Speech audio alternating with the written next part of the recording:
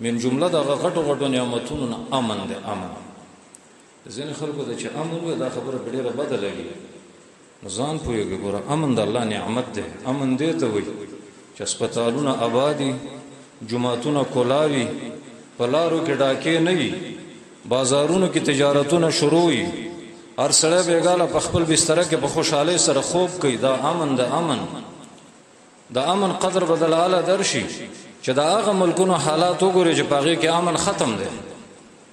هغې کې هر چا ته خطره ده. ماشومان یتیمان شو، ښځې کونډې شوې، مدرسې ورانې شوې، بوډاګان چې دی د هغو خدمتونه نه کېږي.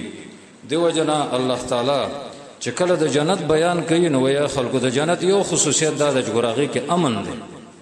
الله تعالی سورۃ قریش کې قریشو ته وایي ګوره یو ښه د سره الله دا کړي دي چې امن یې درکړی دی. الله چې د حرمین د حرم شان بیانوي نو دا وایي چې ګوره مکه چې ده په دې کې الله تعالی امن پیدا کړی دی.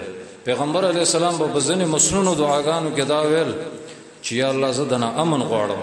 په سورۃ انعام کې الله وایي چې صحیح مؤمنانی هغو له به الله امن ورکوي. نو الله دې زموږ په ملک کې امن راولي.